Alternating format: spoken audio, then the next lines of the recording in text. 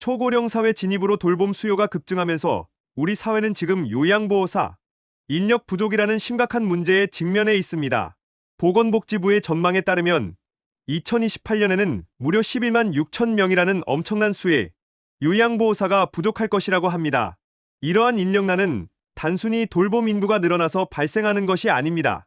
낮은 급여, 열악한 근무 환경, 높은 업무 강도, 그리고 감정 노동의 어려움 때문에 기존 요양보호사분들이 현장을 떠나는 이탈이 가속화되고 있으며 젊은 신규 인력의 유입은 더욱 어려운 구조로 굳어지고 있습니다. 특히 방문 요양보호사의 경우 시급제 계약, 짧은 근무 시간, 근로시간 외 업무 부담, 그리고 불안정한 고용 형태로 인해 더욱 심한 어려움을 겪고 계십니다. 하지만 이러한 어려운 현실 속에서도 정부는 요양보호사의 처우를 개선하고 인력난을 해소하기 위한 대대적인 정책 변화를 추진하고 있습니다. 오늘 영상에서는 이러한 중요한 변화들을 상세히 살펴보면서 요양보호사 및 간병 인력 분야에서 새롭게 열리는 기회와 여러분이 지금부터 준비해야 할 사항들을 명확히 알려드리겠습니다. 본격적인 영상 시작 전에 구독, 좋아요 한 번씩 눌러주세요. 그럼 지금 바로 시작합니다. 초고령 사회는 더 이상 먼 미래의 이야기가 아니라 바로 우리가 살고 있는 현실이 되었습니다. 통계청 자료에 따르면 이미 65세 이상 고령 인구 비율이 2023년 18.4%를 넘어서는 등 돌봄이 필요한 어르신 인구는 급격하게 증가하고 있습니다. 이러한 시대적 흐름 속에서 요양보호사는 우리 사회의 필수적인 존재가 되었지만 안타깝게도 현재 요양보호사 인력 시장은 심각한 불균형을 겪고 있습니다. 앞서 말씀드린 대로 2028년에는 11만 6천 명이라는 대규모 인력 부족이 예상되며 이는 곧 돌봄이 필요한 분들이 적절한 서비스를 받지 못하는 사각지대가 더욱 넓어질 수 있다는 경고입니다. 그렇다면 왜 이러한 인력난이 심화되고 있는 것인지 알아보겠습니다. 근본적인 원인은 바로 요양보호사라는 직업의 낮은 사회적 인식, 그리고 이에 따른 낮은 급여, 열악한 근무 환경에 있습니다. 실제로 많은 요양보호사분들이 최저임금 수준의 급여를 받고 있으며 육체적 정신적으로 강도 높은 업무를 수행해야 합니다. 특히 어르신들을 대면하는 직업의 특성상 감정 노동의 부담도 매우 큽니다. 이러한 요인들은 숙련된 요양보호사분들이 현장을 떠나도록 만들고 젊은 층에서는 아예 이 직업을 선택하는 것을 주저하게 만드는 악순환을 반복하고 있습니다. 특히 방문 요양보호사의 경우에는 시급제 계약이 많고 짧은 시간 여러 가정을 방문해야 하는 특성 때문에 고용 형태가 불안정하며 근로시간 외 업무 부담까지 떠안는 경우가 많습니다. 이러한 현실은 요양보호사분들의 사기를 저하시키고 서비스의 질에도 부정적인 영향을 미칠 수 있습니다. 하지만 이러한 심각한 문제들을 해결하기 위해 정부는 팔을 걷어붙였습니다.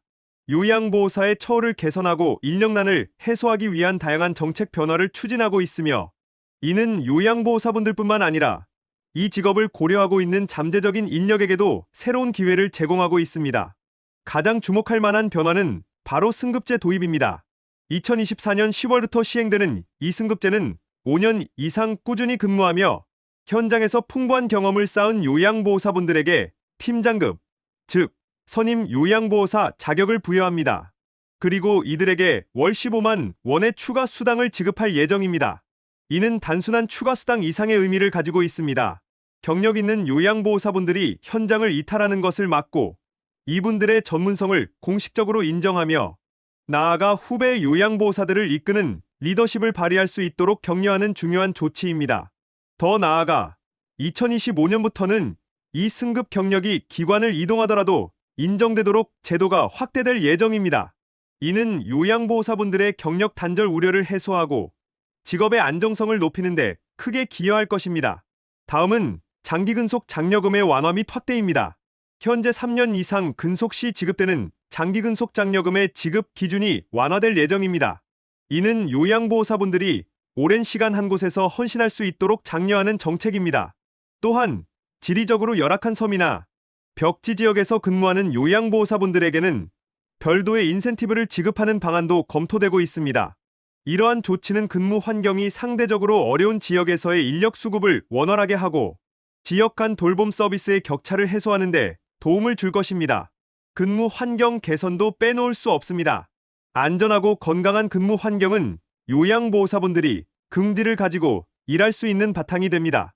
이를 위해 요양시설 내 CCTV 설치 의무화가 추진되고 있으며 감염병 예방 및 산업재해 예방에 대한 지원이 강화됩니다. 또한 요양보호사분들의 소진을 막기 위한 휴식 및 재충전 지원 프로그램 운영도 확대될 예정입니다. 이는 요양보호사분들이 안정적인 환경에서 최상의 서비스를 제공할 수 있도록 돕는 필수적인 노력입니다. 간호간병 통합 서비스 확대는 환자와 간병 인력 모두에게 긍정적인 영향을 미칠 중요한 변화입니다.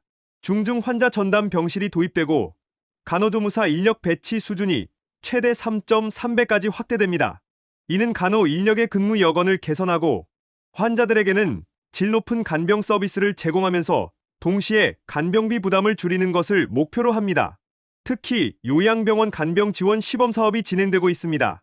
2024년 7월부터 2025년 12월까지 전국 10개 요양병원을 대상으로 시범 사업을 실시하고 있으며 2027년부터는 본 사업으로 전환하여 요양병원 환자의 간병비 부담을 낮추고자 합니다. 이는 간병 지옥이라는 말이 나올 정도로 부담이 컸던 요양병원, 간병 문제를 해결하는 데 큰 도움이 될 것입니다. 이와 더불어 요양보호사 직군의 전체적인 임금 수준을 끌어올리기 위한 표준임금제 도입 논의도 활발히 진행 중입니다. 요양보호사의 월급을 최저임금의 130% 이상으로 보장하고 경력과 직무에 따른 차등 임금 체계를 마련하는 것은 이 직업의 매력을 크게 높이고 사회적 인식을 개선하는 데 결정적인 역할을 할 것입니다. 이러한 정책들은 요양보호사 직업의 전문성을 높이고 이탈률을 낮추며 새로운 인력의 유입을 촉진하는 선순환을 만들어낼 것이라고 기대합니다. 이러한 처우 개선 노력과 함께 고령화 사회는 요양보호사 및 간병 인력에게 전에 없이 넓고 새로운 취업 기회를 제공하고 있습니다. 증가하는 수요는 가장 확실한 기회입니다. 고령화로 인해 돌봄 서비스에 대한 수요는 앞으로도 지속적으로 증가할 것입니다. 이는 요양보호사 및 간병 인력 분야가 매우 안정적이고 미래가 밝은 직업임을 의미합니다. 젊은 인력에게는 새로운 경력 경로를, 은퇴 후 제2의 인생을 찾는 분들에게는 보람 있는 일자리를 제공할 것입니다. 다양한 근무 형태 또한 요양보호사 직업의 매력을 높이고 있습니다. 요양원, 주간보호센터, 방문요양 서비스, 재가복지센터, 그리고 병원 등 매우 다양한 기관에서 근무할 수 있으며 각자의 상황과 선호도에 따라 근무 시간 선택의 유연성도 높아지고 있습니다. 파트타임, 유연근무제 등 다양한 형태로 일할 수 있어 경력 단절, 여성이나 은퇴 후 활동을 원하는 분들에게도 좋은 선택이 될 것입니다. 더 나아가 정부는 요양보호사 부족 문제를 해결하기 위한 방안으로 외국인력 도입도 검토하고 있습니다. 숙련된 외국인 요양보호사를 양성하고 국내로 도입하는 것은 단기적인 인력난 해소뿐만 아니라 장기적으로 돌봄 서비스의 다양성과 전문성을 높이는 데 기여할 수 있습니다. 이는 돌봄 인력 시장에 새로운 활력을 불어넣는 계기가 될 것입니다. 요양보호사와 더불어 간병인이라는 직업군도 큰 변화를 맞이하고 있습니다.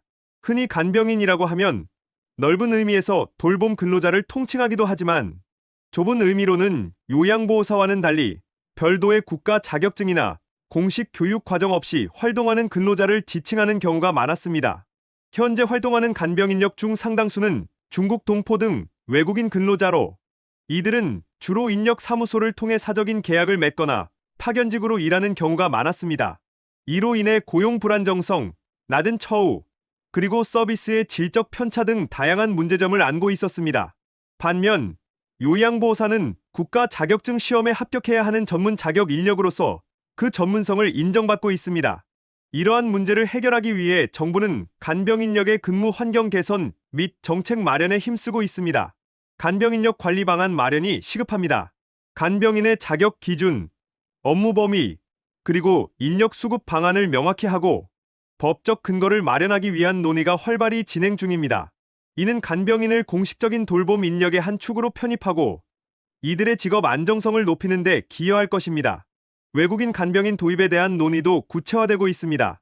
최근 필리핀 가사관리사 시범 사업 등을 통해 외국인 간병인 도입의 필요성이 더욱 강력하게 제기되고 있습니다. 독일의 사례처럼 숙련된 외국 인력이 국내 간병, 인력난 해소에 크게 기여할 수 있을 것이라는 기대가 커지고 있습니다. 이를 통해 우리 사회의 고령화 속도에 맞춰 돌봄 인력의 공급을 안정화할 수 있을 것입니다. 간병 서비스 품질 제고도 중요한 목표입니다. 간병 인력 공급기관의 관리 기준을 마련하고 등록제를 도입하며 간병인들을 위한 교육훈련, 프로그램 개발 및 확산을 추진합니다. 또한 표준 계약서 마련 등을 통해 간병인의 고용 안정성을 높이고 서비스의 투명성과 품질을 향상시키고자 합니다. 복지 기술의 활용도 적극적으로 검토되고 있습니다. 간병 돌봄 로봇 개발, 복지 연구 지원 확대 등 첨단 기술을 활용하여 간병인의 육체적, 정신적 노동력을 경감하고 관련 산업을 육성하는 방안도 추진됩니다.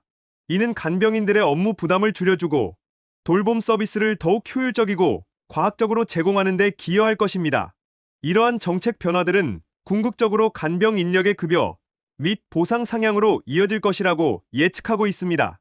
현재 활동하는 간병 인력의 낮은 처우 문제를 해결하고 이들의 직업을 더욱 매력적으로 만들기 위한 가장 강력한 유인책이 될 것입니다. 현재는 요양병원의 간병인 월급이 풀타임 근무를 가정했을 때 대략 380만 원 정도이며 근무 여건이나 숙련도에 따라 최대 500만 원까지 가능할 것으로 예상되고 있습니다. 이는 기존 요양보호사 직군의 급여 대비 대폭 상향된 금액으로 간병인 직업의 전문성과 중요성을 인정한 결과라고 볼 수 있습니다.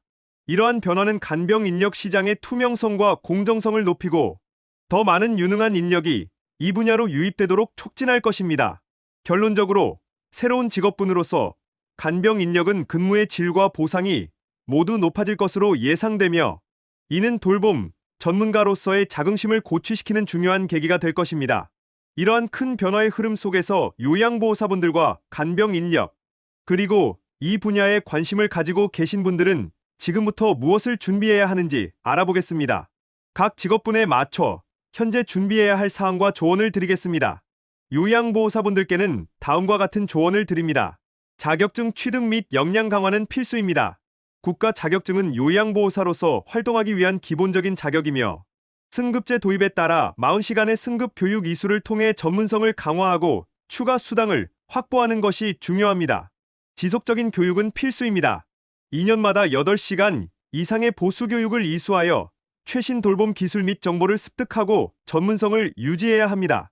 이는 변화하는 돌봄 환경에 적응하고 서비스의 질을 높이는 데 필수적입니다. 근무 환경 탐색이 중요합니다.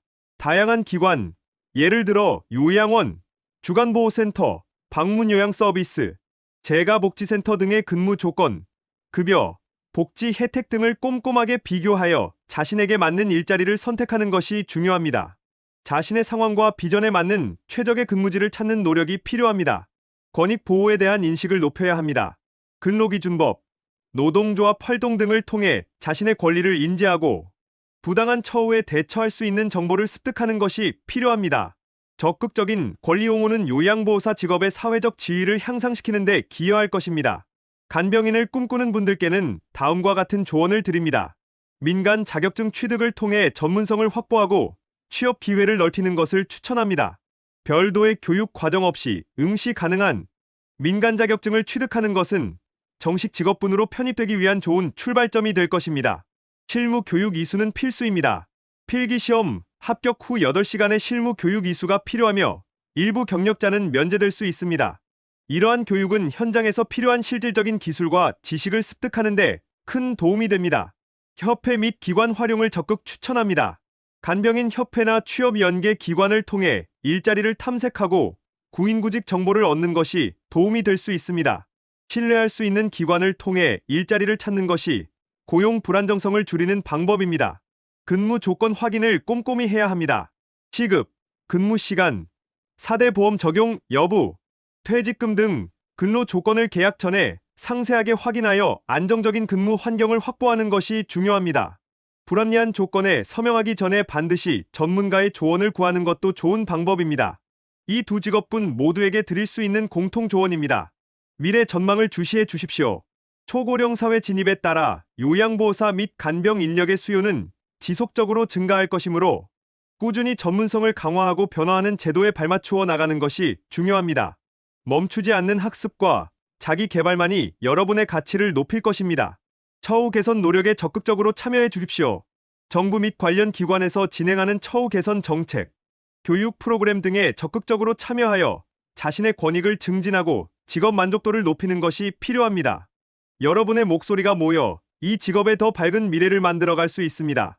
오늘 우리는 초고령 사회 진입으로 인한 요양보호사, 인력 부족 문제와 이를 해결하기 위한 정부의 주요 정책 변화들을 상세히 살펴보았습니다.